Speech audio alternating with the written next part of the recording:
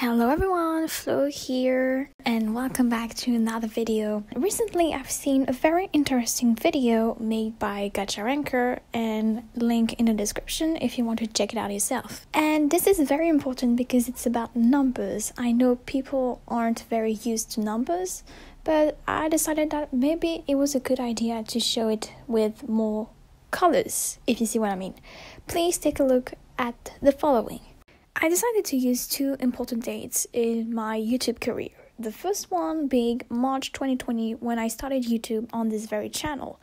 And the second date is the latest date, which is end of September 2021. It leaves a year span, more than a year span, between the two dates.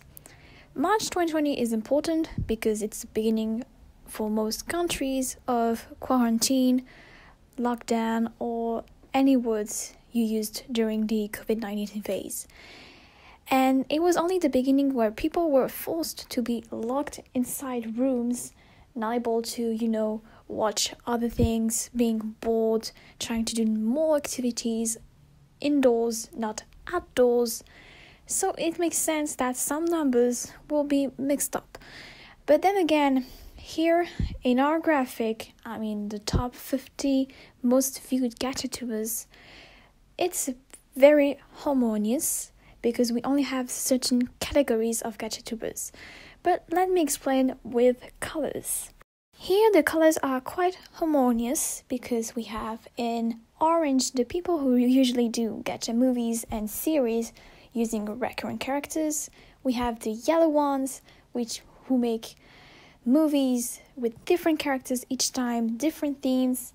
We have the brownish ones with only Gacha Club music videos or Gacha Life music videos, depends on which gacha you're using. We have that only person who used fandoms, which were Sense Multiverses. And we have the bluish ones who made gacha animations and memes. The white ones, Gamerichi for example, I didn't know what they were doing. As for Yellow Box Studios, I don't want to remind people what they did. But during that time, things evolved. Quarantine lasted longer than expected. And this is where we are today. And as you might have seen, a lot of people from March 2020 disappeared during this 1 year. And now let me do the colors again. Now this is where things get interesting because the brown, the orange, the yellow colors simply faded away into the background as it is now more dominated by the red and purple one, colors that we didn't have before. And well, let me explain. The reddish color is for those who did fandom-based content and were able to get fame through those fandom-based content. It can be from FNAF, it can be from My Hero Academia and other shows or video games. Then we have the purplish one, which is the trendsetters.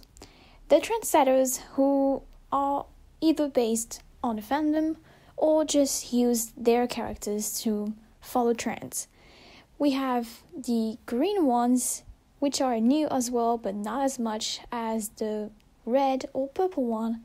And those people make comedy videos or videos we can easily relate to.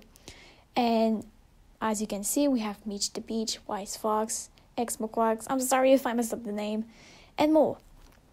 And finally, the bluish people, dark blue. Those people are compilation channels. So you see, from the span of a year, things have evolved massively. We went from harmonious things between movies and series and animations to something more diverse, shorter videos, and more backgrounds and context and characters. It wasn't much more original anymore because people followed fandoms more and more.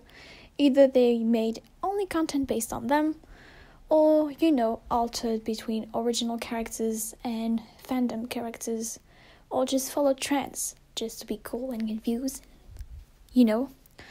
But also, during that time, there are people who actually got caught into controversies and dramas. I don't want to tell names right now, but you know, if you see those people, if you remember what they did, you'll easily understand where is my point. More dramas came in from the past year, more people caught, cancelled, that's how they say it.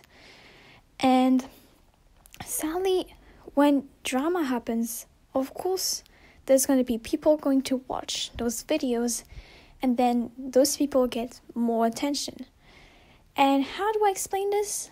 I can't explain this. This is the YouTube algorithm, and it also depends on people's behaviors, and I am not a social expert.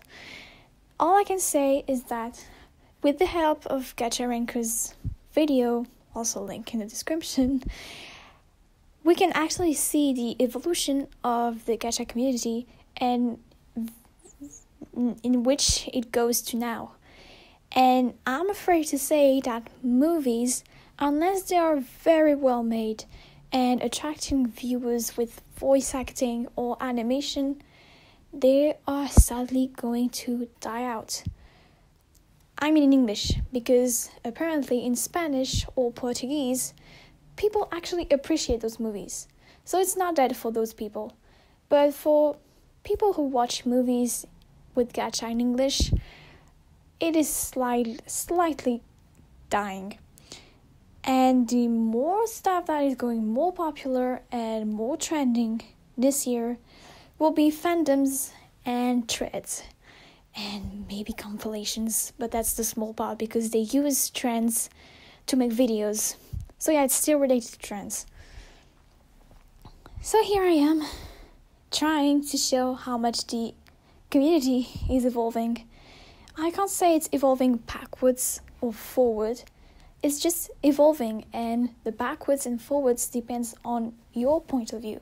So what do you guys think? Do you think this is fair, or do you think people should have done something else?